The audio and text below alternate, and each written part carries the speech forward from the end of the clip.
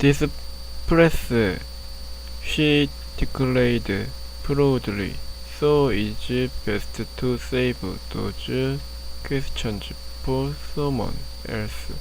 When I told her that it was really her job that sounded appealing, that I had no particular interest or background in fashion, her smile broadened to a genuine grin. Well, in that case, Andrea, you might be just what we need around here. I think it's time for you to meet Miranda, and if I may offer a piece of advice, look her straight in the ear and sell yourself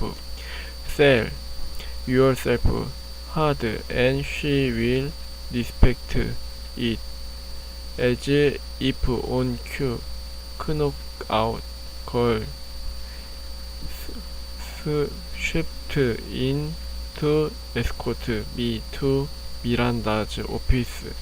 It was only a 30-second walk, but I could sense that ears were on me. They peeled at me from behind the frosted glass of the editor's office and from the open space of the assistant's cubicles. A beauty at the copier turned to check me out, and so did a absolutely magnificent man. Astrology, he was obviously gay and intent on examining only my outfit. Just as I was about to walk through the doorway that would lead me to the assistant's suite outside of Miranda's office, Emily grabbed my briefcase and tossed it under her desk. It took only a moment for me to realize that the message was carried that Roswell credibility, and then I was standing in her office, a wide open space of huge windows and streaming bright light. Though on the details about the space made an impression that day. I could not take my ears off her, since I'd never seen so much as a picture of Miranda Priestley. I was shocked to see how skinny she was. The hand she held out was small, blonde, feminine, soft. She had to turn her head upward to look me in the ear.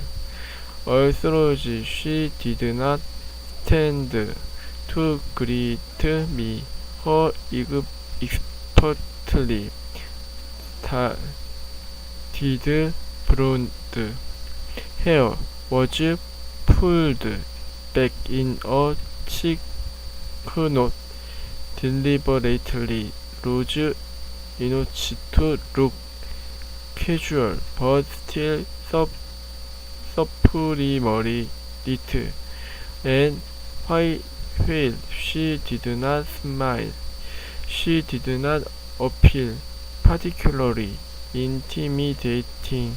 She seemed less gentle and somewhat shrunken behind her ominous black desk, and although she did not invite me to sit, I felt comfortable enough to climb on of the uncomfortable black child that faced her, and it was then I noticed she was watching me intently, mentally noting my attempts at grace and propriety with what seemed like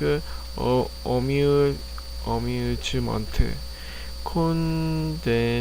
condescending and awkward, yes, but not I decided, particularly mean spirited.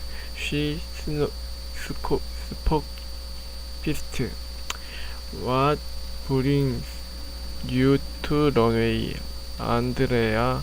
She asked in her upper crust British accent, never taking her ears away from mine, where I interviewed with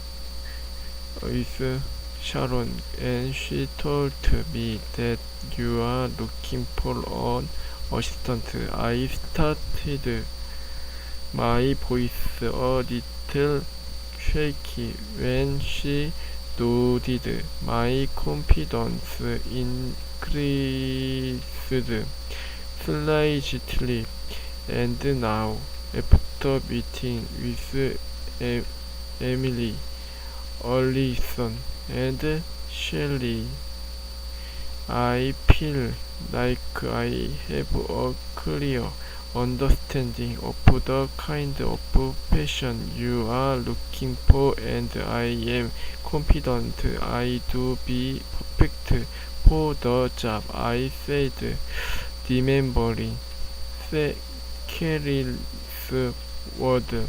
She looked amused for a moment, but seemed unfazed. It was at this point that I began to want to job most desperately, in the way people yearn for things they consider unattainable.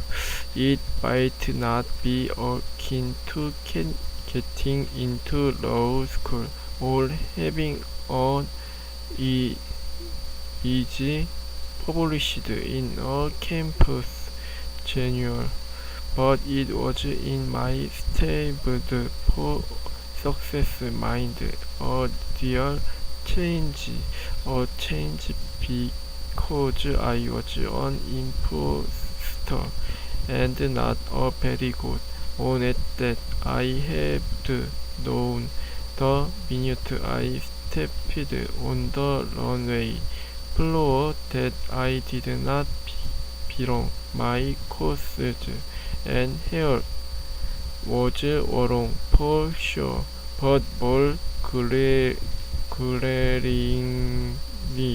out of place was my attitude. I did not know anything about passion, and I did not care at all, and therefore I had to have it beside a million girls would die for this job. I continued to answer her question about myself with a forthrightness and confidence that surprised me. There was not time to be intimidated. Afterward, she seemed present in it, and I amazingly No, nothing to the contrary.